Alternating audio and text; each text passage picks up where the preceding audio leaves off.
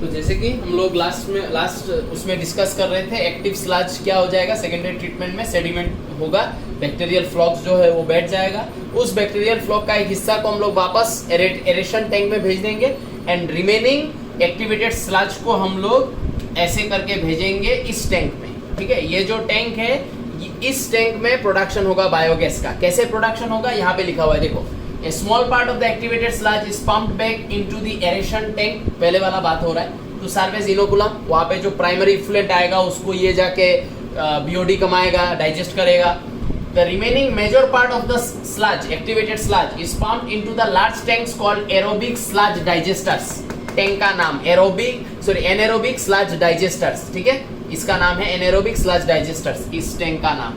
ठीक है, यहाँ पे लिख देते हैं anaerobic sludge digester tank। इस टैंक में anaerobic methanogenic bacteria is present, इस टैंक में प्रेजेंट है, जो क्या करेगा, ये जो एक्टिवेटेड स्लज आएगा उसमें जो फ्लॉक्स प्रेजेंट है, जो मैंने बोला है बार बार बैक्टीरियन फंजाई से मिलके बनता है, उस बैक्टीरियन फंजाई को ये एनेरोबिक मेथोजेनिक बैक्टीरिया इसके अंदर डाइजेस्ट करेगा। और उस डाइजेशन में, ठीक है, digest the bacteria and fungi present in the activated sludge, उस डाइजेशन में during this digestion the bacteria produces, ये एनेरोबिक मेथोजेनिक बैक्टीरिया जो एक्टिवेटेड स्लज का बैक्टीरियल एंड फंगल फ्लॉक्स को जो खा रहा है, वो खाते समय प्रोड्यूस करेगा a mixture of gases such as methane, hydrogen sulphide, CO2। This gases form biogas. ये तीन है बायोगैस जो कि है इन्फ्लेमेबल, कुकिंग वगैरह कर सकते हैं। तो यहाँ पे स्लज आएगा, स्लज यहाँ पे ऐसे प्रेजेंट है, एक्टिवेटेड स्लज। उस एक्टिवेटेड स्लज में हमको पता है फ्लॉक्स प्रेजेंट है जो बैक्टीरिया फंजाई से बनता है। यहाँ पे प्रेजेंट है ये anaerobic methanogenic bacteria ANMBAC, anaerobic methanogenic bacteria, वो इसको डाइजेस्ट करेगा, इस एक्टिवेटेड स्लज का फ्लॉक्स को ये डाइजेस्ट करेगा। उस डाइजेशन में एक गैस बनेगा जो यहाँ से एस्केप करेगा। Gas contains methane, hydrogen sulphide, CO2। उस गैस, वो गैस इन्फ्लेमेबल है, उससे हम लोग कुकिंग वगैरह ये सब का काम में लगा सकते हैं, यूज कर सकते हैं। ठीक है, so this is the next part, लिखो इसको। सो यहाँ देख सकते हो वही 5th पॉइंट कि जो सेटलिंग टैंक था हमारा सेकेंडरी ट्रीटमेंट में, उससे जो सेटल होता है एक्टिवेटेड स्लज, उस एक्टिवेटेड स्लज का क्या करते हैं वो पॉइंट नंबर 4 में पढ़ा। और जो पानी ऊपर फ्लोट करता रहता है उसको हम लोग क्या करते हैं, the effluent from the settling tank of the secondary treatment is generally released into natural water bodies like reverse and streams, जो मैंने तुम लोग को बोला।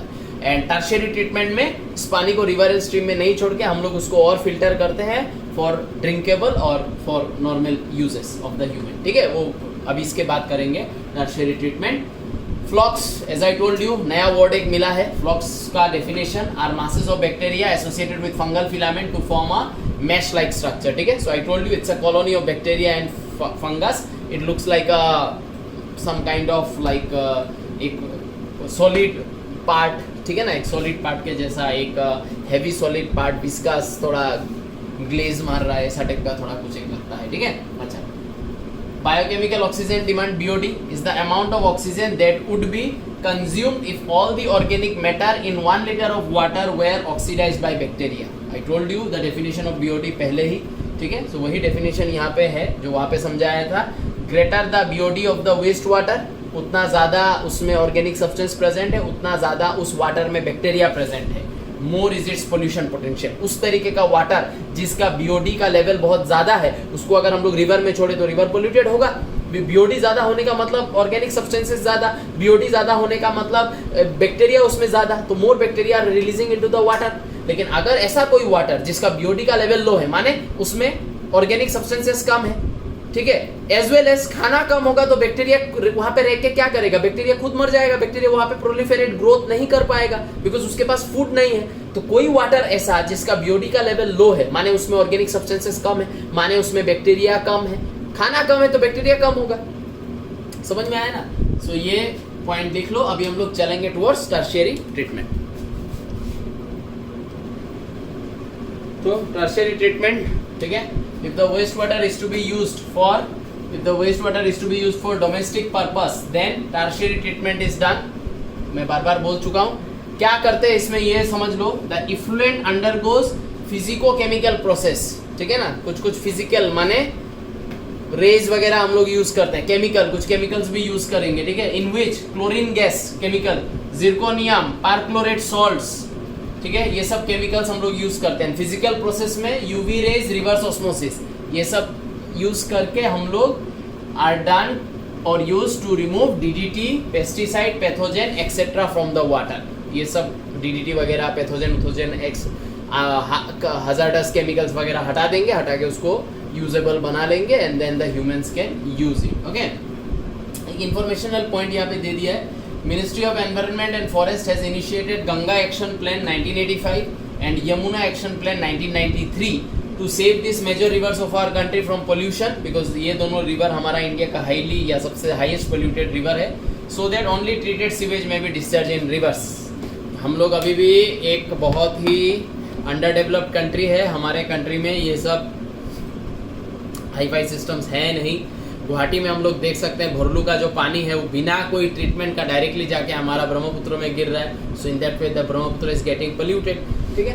तो Yamuna and Ganga action plan तो बहुत पहले ये सब स्टार्ट हुआ है, बट अगर तुम लोग जर्नल्स वगैरह देखोगे, न्यूज़ वगैरह देखोगे इससे रिलेटेड, तो यू विल सी दैट कुछ भी नहीं हुआ है। There are so few sewage treatment plant and so much of sewage still in Ganga and Yamuna, so much of sewage is continuously going on, industrial sewage, ठीक है। फिर तो नॉर्मल ह्यूमन का जो ड्रेनेज का सीवेज है वो तो है ही, इंडस्ट्रियल सीवेज एक बहुत ही कंसर्निंग फैक्टर है।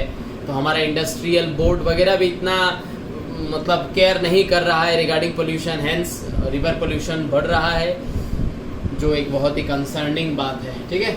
अच्छा, इसका नोट लिखो, एक और चीज़ पढ़ाता हूँ। अभी जो थोड़ा देर पहले हम लोगों ने जो बायोगैस प्रोडक्शन के बारे में थोड़ा बात किया था, उसी चीज़ को हम लोग थोड़ा और डिटेलिंग में देखेंगे। वो जो बायोगैस प्लांट है जहाँ पे हम लोग एक्टिवेटेड स्लज को डाल के, है ना, मेथेनोजेनिक बैक्टीरिया से उसको खिलवा देते हैं, जिसके वजह से बायोगैस फॉर्म होता है, वो बायोगैस फॉर्मेशन के बारे में थोड़ा सा डिटेलिंग में पढ़ेंगे, ठीक है। तो यहाँ पे वही microbes in the production of biogas होना चाहिए हेडिंग, ठीक है। Sewage treatment is completed, microbes in production of biogas, this should be your next heading. Biogas क्या है, क्वेश्चन बहुत ज़्यादा आता है। It is a mixture of gases containing predominantly methane, सबसे ज़्यादा मीथेन प्रेजेंट है, प्रोड्यूस्ड बाय माइक्रोबियल एक्टिविटी। ये गैसेस माइक्रोबियल एक्टिविटी से बनेगा, कैसा, मेथेनोजेनिक बैक्टीरिया, मैं ऑलरेडी बोल चुका हूँ, विच में be used as fuel, inflammable है। Major component of biogas is methane, ठीक है, which is highly inflammable. Other gases are CO2 जिसका अमाउंट इतना है, and mixture of H2 H2S, ठीक है, जिसका 10% है। Calorific value of biogas is 4429 kilo calorie, इतना हीट जनरेट कर सकता है ये बायोगैस अगर 50% मीथेन कंटेंट है। तो अगर उस गैस में 50% मीथेन कंटेंट है तो this is the calorific value that a biogas can produce, this is the heat that a biogas can produce on burning. Now question कभी कभी आ जाता है कैलोरीफिक वैल्यू ऑफ बायोगैस कितना है, जब मीथेन का कंटेंट इज 20%, जब मीथेन का कंटेंट इज 70%, ऐसे करके पूछता है। तो 50% का मैंने दे दिया है, उसके रेस्पेक्ट में तुम लोग 70%, 20% ये सब तो निकाल ही लोगे, ठीक है। तो इस तरीके का क्वेश्चन कभी कभी आ जाता है। Bacteria which is used in biogas production are collectively called methanogens, ठीक है। तो कभी कभी क्वेश्चन 1 मार्क के लिए आता है, व्हाट आर मेथानोजेंस। तो मेथानोजेंस एक ऐसा बैक्टीरिया है जो बायोगैस प्रोडक्शन में यूज होगा, जो एनेरोबिकली ग्रो करता है, ग्रोज एनेरोबिकली ऑन सेलुलोसिक मटेरियल, ठीक है। सेलुलोज टाइप का चीज़ों को ये ब्रेक डाउन करता है, माने बेसिकली कार्बोहाइड्रेट टाइप का चीज़ों को ये खाता है, एंड उस खाने में वो प्रोड्यूस करता है कुछ methane gases and produces a large amount of methane, H2 and CO2 gases. Example methanobacterium, ठीक है। तो समझ में आया ना मेथानोजेंस क्या है, यहाँ से तुम लोग डेफिनेशन बना के लिख सकते हो। दिस बैक्टीरिया मेथानोजेंस, इंपॉर्टेंट पॉइंट, ठीक है ना। दिस बैक्टीरिया मेथानोजेंस के बारे में बात चल रहा है, are found in activated sludge of sewage treatment. वो तो हम लोग को पता है ना, कि एक्टिवेटेड स्लज जो है उस एक्टिवेटेड स्लज में थोड़ा बहुत ये होगा, ठीक है, ज़्यादा नहीं होगा लेकिन थोड़ा बहुत तो वहाँ पे प्रेजेंट होगा, एक्टिवेटेड स्लज में प्रेजेंट होगा। उस एक्टिवेटेड स्लज को जैसे हम लोग बायोगैस प्लांट में एनारोबिक कंडीशन में डाल देंगे, तब क्या हो जाएगा, एनारोबिक कंडीशन में जो रिमेनिंग बैक्टीरिया एंड फंजाई है वो लोग ग्रो नहीं कर पाएगा, लेकिन उस एक्टिवेटेड स्लज में जो थोड़ा बहुत मेथानोजेंस है वो तो एनारोबिक कंडीशन में ही थ्राइव करेगा ना, क्योंकि वो तो ऐसा ही उसका नेचर है कि वो एनारोबिक कंडीशन में थ्राइव करता है। जैसे ही एनारोबिक कंडीशन में डालेंगे उसका ग्रोथ शुरू हो जाएगा, वो बाकियों को मारना शुरू करेगा, करके हम लोगों को मीथेन गैस बना के देगा। ठीक है, उसमें तो पाया जाता है, एक्टिवेटेड स्लज में तो होगा थोड़ा बहुत। एज वेल एज ये bacteria is also found in the rumen of cattle. Cattle का कंपाउंड स्टोमक है, कैटल माने काउ, काउ का कंपाउंड स्टोमक है, 4 चेंबर है। पहला चेंबर का नाम rumen, reticulum, omasum, abomasum, 4 chambers of the stomach, compound stomach of cattle. तो जो र्यूमेन चेंबर है, वो र्यूमेन चेंबर में एक बैक्टीरिया रहता है जो कैटल को घास डाइजेस्ट करने में मदद करता है, क्योंकि घास में क्या प्रेजेंट है, सेलुलोज प्रेजेंट है, और वो लोग रॉ घास खाता है। आज अगर हम लोग कोई भी प्लांट बेस्ड फूड खाते हैं और उसमें अगर सेलुलोज प्रेजेंट है तो हम लोग हीट देने से वो सेलुलोज टूट जाता है, ठीक है ना, वो सेलुलोज टूट के स्टार्च बन जाएगा, तो हम लोग उसको खा सकते हैं। लेकिन जो काव वगैरह वो लोग तो डायरेक्टली ग्रास खा रहे हैं और ग्रास में सेलुलोज होता है, ठीक है ना। तो सेलुलोज को डाइजेस्ट करने का जो एंजाइम है सेलुलेज, वो एंजाइम मेमल्स के बॉडी के अंदर प्रोड्यूस नहीं होता है। तो काव कैसे ग्रास खा के डाइजेस्ट कर लेता है, क्योंकि काव के र्यूमेन में जो उसका स्टोमक का पहला चेंबर है, उस चेंबर में प्रेजेंट होता है ये बैक्टीरिया। ये बैक्टीरिया काव में क्या करेगा, सेलुलोज को डाइजेस्ट करने में मदद करेगा, क्योंकि ये सेलुलोसिक मटेरियल खा के तो जिंदा रहता है, ठीक है ना। तो काव का जो पोटी निकलेगा, the excreta of cattle called gobar, हम लोग गोबर बुलाते हैं, are also rich in this bacteria. ये र्यूमेन में ये बैक्टीरिया रहेगा सेलुलोज डाइजेस्ट करने में मदद करेगा। एज वेल एज कुछ बैक्टीरिया थोड़ी ना वाल पकड़ के ऐसे करके बैठा रहेगा, मैं नहीं जाऊंगा, ऐसे तो नहीं होगा ना। तो जब फूड फ्लो करेगा, उस फूड के फ्लोइंग के साथ, जब एक चैम्बर से दूसरा चैम्बर में फूड फ्लो करेगा, तो फूड अपने साथ कुछ कुछ बैक्टीरिया को तो लेके आ जाएगा ना र्यूमेन से। तो जो डंग होगा, जो इसका पोटी होगा, उस पोटी में क्या होगा, ये सब बैक्टीरिया पाया जाएगा। Dung can be use for biogas generation. अगर इस डंग को हम लोग एनारोबिक कंडीशन में डाल दें, तो जो उसमें मेथानोजेन बैक्टीरिया है वो क्या करेगा, उस डंग को ऑक्सीडाइज करेगा, उस डंग को खाने लगेगा एनारोबिक कंडीशन में, एंड इन रिटर्न हम लोग को प्रोड्यूस करके देगा क्या, biogas. Hence dung can be use for biogas generation. Hence biogas is also called as gobar gas, क्योंकि गोबर से वो प्रोड्यूस हो सकता है। गोबर में ये बैक्टीरिया खुद प्रेजेंट है। इस बैक्टीरिया, समझ में आया ना, गोबर को उठा के अगर हम लोग एक एनारोबिक टैंक में डाल दे, उसके साथ उस एनारोबिक टैंक में हम लोग एक्टिवेटेड स्लज को डाल दे, दोनों में ही ऑर्गेनिक कंटेंट है ना। जो काऊ का पोटी है उसमें भी तो उसका अनडाइजेस्टेड अनएब्सॉर्ब फूड प्रेजेंट होगा, उनमें भी तो कार्बोहाइड्रेट प्रेजेंट होगा। जो एक्टिवेटेड स्लज है उसमें भी तो ऑर्गेनिक मटेरियल्स प्रेजेंट होगा। उसके ऊपर क्या करेगा, मेथानोजेन उनको खाएगा, एनारोबिक कंडीशन में खाएगा और गैस प्रोड्यूस करेगा, ठीक है। वो गैस को हम लोग लेके हम लोग हमारा यूज में लगा सकते हैं। Now we will see how a biogas plant looks like, okay. तो यहाँ पे देखो, ये है तुम्हारा बायोगैस प्लांट। थोड़ा सा इंफॉर्मेशन दे दिया है that the technology of biogas production was developed in India. पहला इंडिया में डेवलप हुआ है mainly due to the efforts of IARI, that is Indian agriculture research institute, and KVIC, ठीक है, ये भी आई है KVIC is Khadi and village industries commission, okay. इन दोनों ऑर्गेनाइजेशन ने बहुत ज़्यादा हेल्प किया, बहुत ज़्यादा प्रमोट किया विलेजेस में बायोगैस प्रोडक्शन को, ठीक है, क्योंकि एज वी हैव डिस्कस्ड कि बायोगैस जो है वो काउ डंग से भी प्रोड्यूस हो सकता है।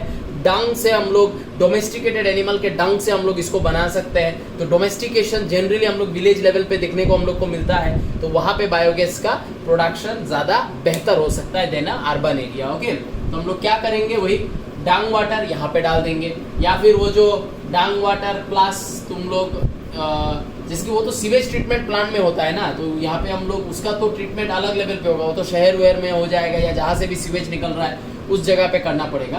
प्रॉपर बायोगैस का जो प्रोडक्शन है वो जनरली जहाँ जहाँ पे बायोगैस प्लांट लगा हुआ है वहाँ पे हम लोग डंग से ही बेसिकली करते हैं। लेकिन यहाँ पे डंग वाटर और मैं यहाँ पे एक्टिवेटेड स्लज लिख के रखता हूँ, क्योंकि प्रोसेस दोनों का सेम ही है। यहाँ से डालेंगे, वो यहाँ से इस टैंक में जाएगा। ये जो टैंक है ये एक एयर टाइट टैंक है, इसमें कोई एयर वगैरह नहीं, ये ओपन नहीं है, ये क्लोज्ड है, ये जगह क्लोज्ड है, ठीक है ना। ये जो पोर्शन है ये पोर्शन क्लोज्ड पोर्शन है, ठीक है, जिसके अंदर से ये वाला एक और चेंबर जैसा निकल के आ रहा है, जिसको हम लोग गैस होल्डर बुला रहे हैं, ठीक है। ये सब closed, these are all close chamber, ये सब क्लोज चेंबर, ठीक है, बंद है ये सब, कोई एयर वगैरह कुछ अंदर नहीं घुस सकता है, ठीक है ना। एयर टाइट कंटेनर्स है ये सब, ठीक है। जनरली ये वाला एयर टाइट है, ये वाला पोरस टाइप का है, ठीक है। तो थोड़ा थोड़ा पोर प्रेजेंट है, लेकिन ये कम्प्लीटली एयर टाइट है, ठीक है। इसको मैं ऐसे करके कर देता हूँ, ये इसका मतलब ये कम्प्लीटली एयर टाइट टाइप का है। इधर से डाला, ये सब इधर आएगा, किधर आएगा, डाइजेस्टर में। ये डाइजेस्टर में और कौन प्रेजेंट है, मेथानोजेंस आर प्रेजेंट। डाइजेस्टर में मेथानोजेंस होगा, as well as cow dung, sludge, ये सब अपने साथ लेके आएगा। यहाँ पे क्या करेगा, मेथानोजेन उनको डाइजेस्ट करना स्टार्ट करेगा, बिकॉज अंदर का कंडीशन कम्प्लीटली एनारोबिक, कोई हवा का आना जाना नहीं, कम्प्लीटली सील्ड है, ठीक है। सो अंडर दैट कंडीशन यहाँ पे एनारोबिकली डाइजेशन इनका शुरू होगा, तो गैसेस बनेगा। वो गैसेस यहाँ पे जो बनेगा वो इसके अंदर घुसेगा, इसके अंदर घुसेगा, जिसको गैस होल्डर बुला रहे हैं। और गैस होल्डर के ऊपर से देखो ओपनिंग है, जहाँ से methane, CO2 and other gas H2S, H2 ये सब निकल रहा है, ठीक है, जिसको हम लोग क्या बुलाते हैं, these are considered as gobar gas, ठीक है। अच्छा, डाइजेशन हो जाने के बाद जो प्रोडक्ट रह जाएगा, क्योंकि यहाँ से हम लोग नया नया डंग वाटर तो भेजते रहेंगे, तो जो एक यूज्ड डंग वाटर या यूज्ड डंग, यूज्ड एक्टिवेटेड स्लज जिसके ऊपर मेथानोजेन ऑलरेडी एक्ट कर चुका है, उसको यहाँ से निकाल के ऐसे करके यहाँ पे ले आते हैं, उसको हम लोग बुलाते हैं स्लज। मतलब स्लज इज द क्या बोलेंगे, रेमनेंट्स ऑफ डंग, ठीक है। जो मेथानोजेन जिसके ऊपर एक्ट कर चुका है ऑलरेडी, उसका भी तो कुछ एक रेमनेंट्स, रिमेनिंग सब्सटेंस कुछ रहेगा, उसको यहाँ से निकाल के यहाँ पे ले आएंगे। या फिर ये जो डंग वाटर है, एक्टिवेटेड स्लज है, इनमें ऐसा भी पार्ट्स रहेगा जो बैक्टीरिया नहीं खा सकता है ना, सॉयल को उल्टा पुल्टा, ये सब यहाँ से निकल के इधर आ जाएगा, रेमनेंट्स ऑफ डंग, जिसको स्लज बुलाते हैं। इस स्लज को हम लोग फर्टिलाइजर के हिसाब से यूज कर सकते हैं, क्योंकि इसमें नाइट्रोजन बहुत ज़्यादा पाया जाता है, काफ़ी ज़्यादा ऑर्गेनिक सब्सटेंस वगैरह, इनऑर्गेनिक सॉल्ट्स, मिनरल्स, ये सब रहेगा, जिसको हम लोग फर्टिलाइजर प्लांट के यूज़ वगैरह में लगा सकते हैं, ठीक है। तो ये है तुम्हारा गोबर गैस प्लांट, डायग्राम कर दिया है, कुछ पॉइंट्स लिख देता हूँ, खत्म। सो टैंक का डायग्राम में जो भी तुम लोग को अभी समझाया वो यहाँ पे नोट्स में दे दिया। A concrete tank 10 to 15 deep in the soil, soil मैंने लिखा था साइड में, लैंड उसमें घुसा हुआ है जो मेन टैंक है, ठीक है। In which bio waste are collected, उधर से डाला जाता है, मेन टैंक में आएगा, जो डिकम्पोजर लिखा था।